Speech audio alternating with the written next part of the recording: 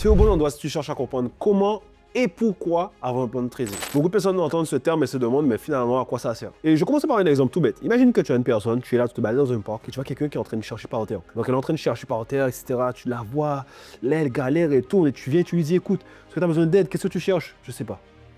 Quoi? Comment ça tu sais pas? Je sais pas. Je cherche mais je sais pas quoi. Je cherche.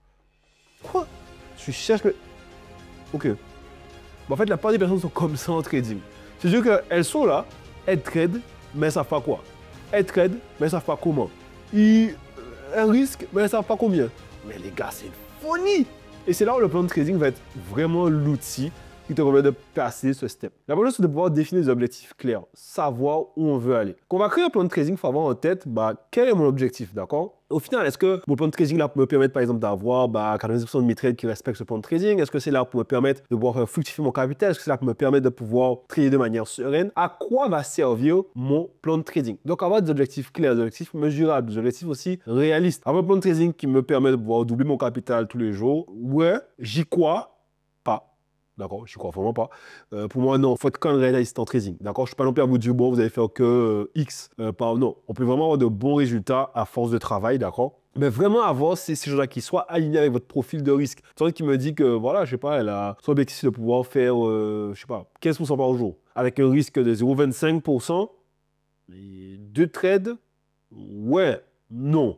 Je pense que c'est un peu compliqué, tu vois. Et c'est là où, en ayant des objectifs clairs, on pouvant aussi créer un plan de trading qui est viable, donc vraiment le rendre viable aussi par la suite, il y a un process qu'on va voir ensemble. C'est là où on commence à avoir vraiment quelque chose d'intéressant et savoir où est-ce qu'on va aller chercher, comment on va aller faire les choses et pourquoi on fait ces choses-là. D'accord? Vraiment avoir des objectifs clairs, des objectifs qui sont réalistes, qui sont mesurables à court terme. Donc là, je vais te donner l'exemple, avoir un pourcentage de gain spécifique chaque mois ou à long terme. Donc, j'écris devenir rentable de manière constante. Mais pour moi, à long terme, par exemple, ça va avoir un rendement, je sais pas, de 60% de mon capital par an. Pour moi, par exemple, ça c'est un objectif moyen terme. Long terme, c'est un peu plus. Mais si long terme aussi, 1 an et plus. OK? Donc voilà, premier point. Deuxième point, c'est choisir son style de trading par rapport à ça. Beaucoup de personnes pensent qu'ils vont changer tous les jours. Non, choisir votre style de trading. Est-ce que je vais être en swing? Donc des trades qui vont aller de quelques jours à quelques semaines par rapport à mon profil. Est-ce que je vais être en day trading? Est-ce que je vais être en scalping? Quel va être, d'accord, mon style de trading? Est-ce que j'ai des positions qui vont s'ouvrir, se fermer à la journée, ou vraiment des positions qui vont durer quelques minutes, quelques secondes, etc. Vraiment avoir ces éléments-là et comprendre comment agencer votre style de trading par rapport à votre personnalité. Donc, avoir des objectifs clairs, première chose. Deuxième chose, choisir son style de trading. Donc, swing, day trading, scalping. Et troisième chose, c'est de pouvoir créer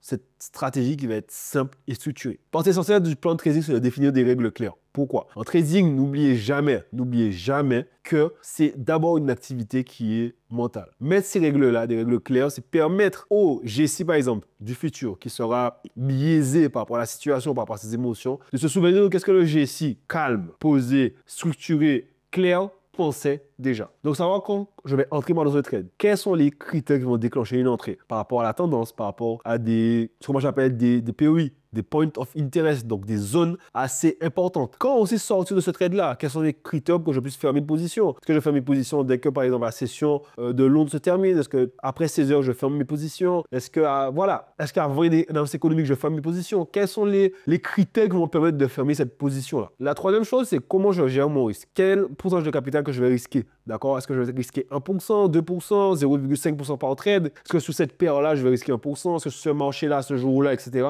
Avoir vraiment des règles qui nous permettent de pouvoir tenir notre trading. Et ces règles doivent être rigides. Évitez les règles qui peuvent changer du jour au lendemain. Si c'est 1%, c'est 1%. C'est pas 1% là, et puis demain, 0,5%, c'est 1%. D'accord? Maintenant, pour pousser un peu l'idée, d'accord? Il faut vraiment que vous ne puissiez pas changer. Quand j'ai 3 entrées possibles, c'est 3 entrées possibles. Pas 3,5, pas 2,5, c'est 3 entrées possibles. Quand j'ai 2 sorties possibles, c'est 2 sorties possibles. Basta. Soyez le plus rigide possible au début. Cela va vraiment vous empêcher d'être influencé par vos émotions ou par des mouvements de marché impulsifs. Donc, quand le marché bouge de manière impulsive, vos émotions vont être touchées. Vous allez avoir des réactions. Des règles rigides vous empêchent de succomber à ces réactions, mais seulement être dans l'action. Première chose, par exemple, pour une stratégie simple sur le concept SMC. Je vais ici identifier les zones d'accumulation et de distribution des institutions. Pour vous expliquer un peu l'idée, je vous l'ai dit, le marché fonctionne en tendance. Par exemple, une tendance monte, descend, une tendance haussière.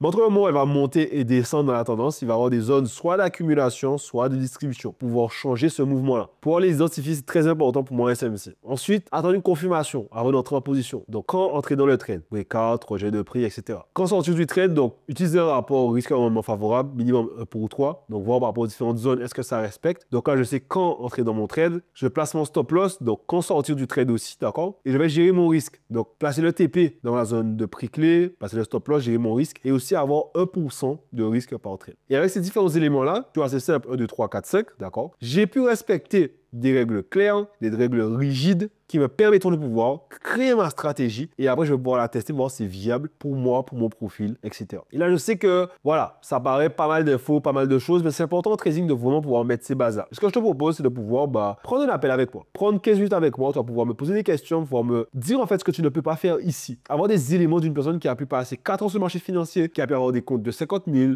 aussi des comptes propres, des fonds propres, de commencer à trader avec 1 500 euros, 3 000 euros, trader avec des comptes aussi de 50 000 en fonds propres, trader avec des comptes de 300 000 en propre fion, savoir comment pouvoir agencer au mieux, il te permet d'éviter les erreurs que beaucoup font quand ils débutent le trading. Et un point qui pour moi est assez important, c'est évaluer et réajuster le plan de trading. D'accord? Il est important de réévaluer le plan. C'est quelque chose que tu vas faire tous les semaines, tous les mois, etc. Mais je pense qu'après, en faisant des bilans, par exemple, semestriels, voir si le plan n'a pas besoin d'être amélioré. La gestion de risque, par exemple. Mes points d'entrée, mes points de sortie, est-ce qu'il n'y a pas des erreurs que je fais? Est-ce que c'est... Il y a des choses qui, au final, doivent être améliorées parce que ma stratégie peut évoluer, mais aussi ma personne évolue avec le temps. Donc, savoir quels sont les éléments qui me permettront à moi d'être le plus efficace possible par rapport à ma personne et voir quelles règles qui auraient besoin d'être réajuster. Mais comme je le dis, c'est à faire, mais pas tous les 4 matins. Vraiment sous des rapports semestriels, voire peut-être chaque année, refaire un petit bilan par rapport à la stratégie globale. Et pour finir, on va aller voir les éléments à retenir. Le plan de trading